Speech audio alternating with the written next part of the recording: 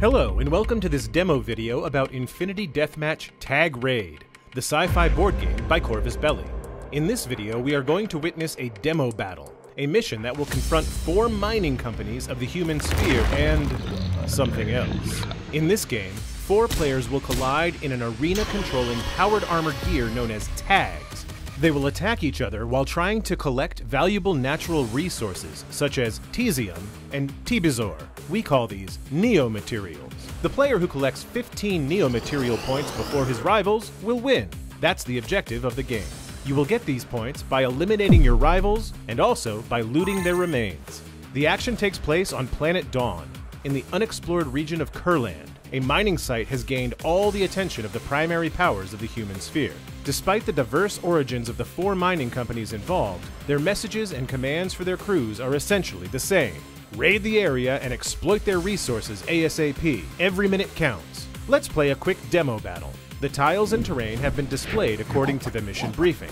The first step is to shuffle the initiative cards and randomly compose the activation grid. The players roll a d20 and check where their tags must be deployed. The first tag is the Sterling Forge armor, the Mechanikazak, also known as Cave Crawler.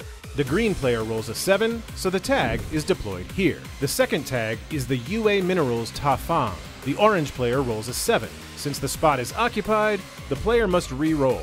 Now he gets a 15, so the miniature is placed here.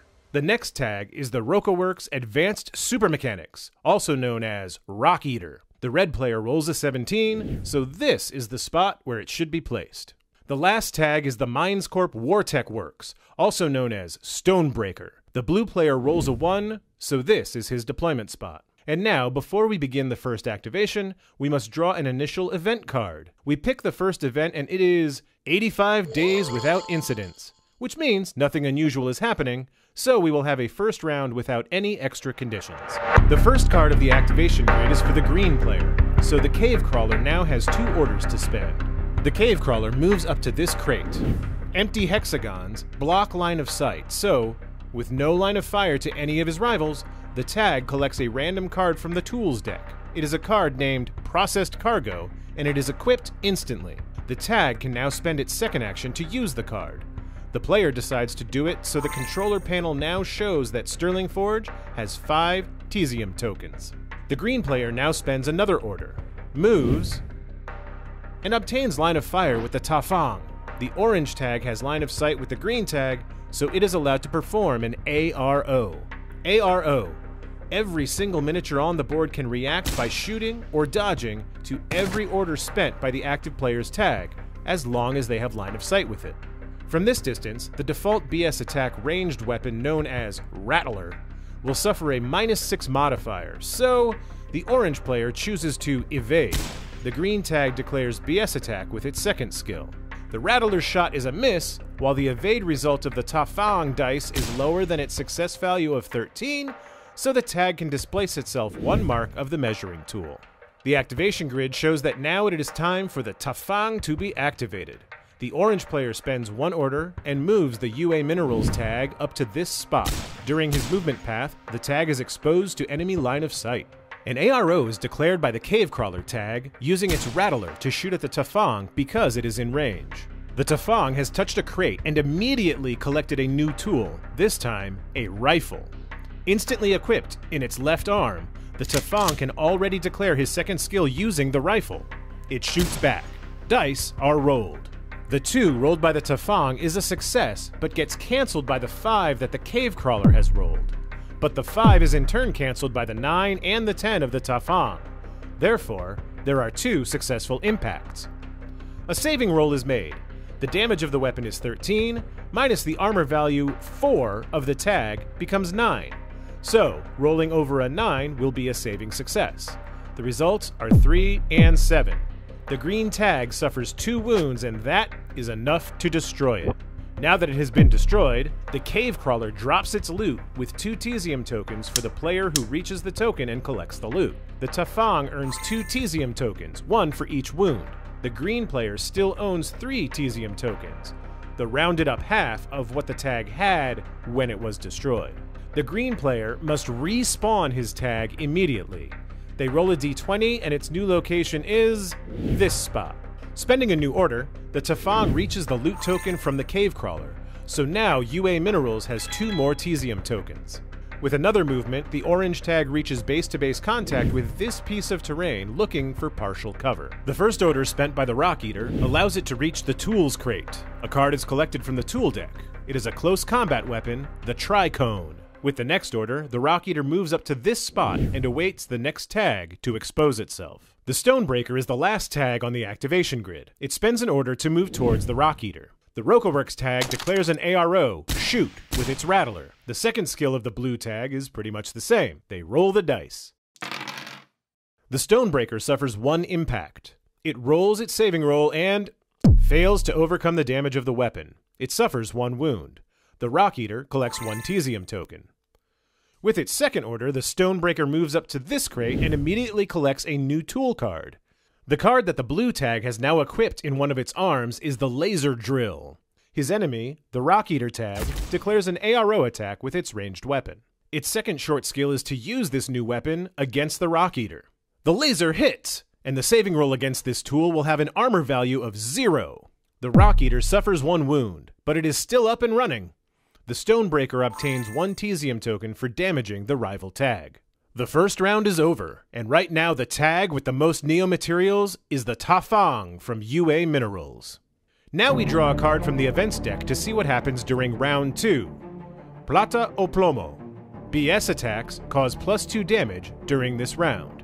And this icon here means that the Mega Beast appears. The last player in the timeline decides the spot where the Stoorworm will appear. Here, facing the Tafang tag.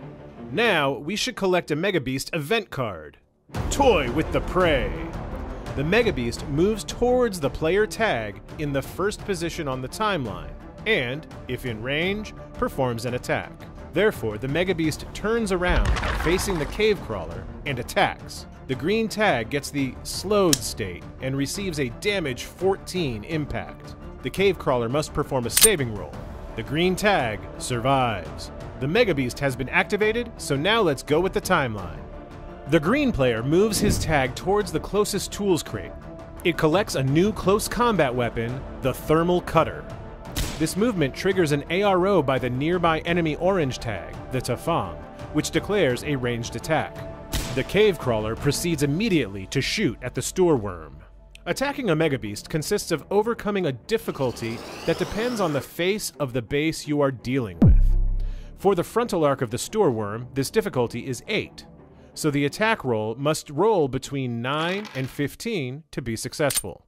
This is a successful attack, therefore the Stoorworm suffers a wound, and the Cave Crawler earns a T-Bizor token. We should not forget about the Tafang's ARO, which is a normal roll, since the Cave Crawler focused its efforts on the monster. The dice hits. The Cave Crawler fails at the saving roll, so it suffers a wound. The Tafang earns a Tesium token. With its second activation, the Cave Crawler moves up to the Tafang and engages in base-to-base contact with it. The Tafang chooses to react to this attack with an ARO shoot. The Mega Beast can actually react to this movement, and it performs a BS attack. The difficulty value will be 8, and the damage will be 14. The Cave Crawler declares a close combat attack against the Tafang, so now we have a face-to-face roll involving the tags and an automatic hit from the Beast. The Sterling Forge tag receives a hit from the Tafang and also receives a hit from the Beast. It must now perform 2 saving rolls. The green player decides to activate their special ability, Tesium Plate, and increase its armor value by +3. They succeed and survive the attacks. The second player in the timeline is UA Minerals. The orange tag is currently engaged in CC combat with the Cave Crawler. The Tafang declares a close combat attack, and the Cave Crawler reacts, also with a close combat attack. The Mega Beast's ARO is to face the active figure. Dice are rolled. The Tafang hits the Cave Crawler. The green tag fails at its saving roll and suffers its second wound, so it gets destroyed. A loot token must be placed next to the base of the tag, then the tag respawns here. With its second order, the Tafang moves until reaching the Cave Crawler's loot, instantly collects the Neo material points and an extra weapon. The Mega Beast reacts with its ranged attack with a difficulty value of 8.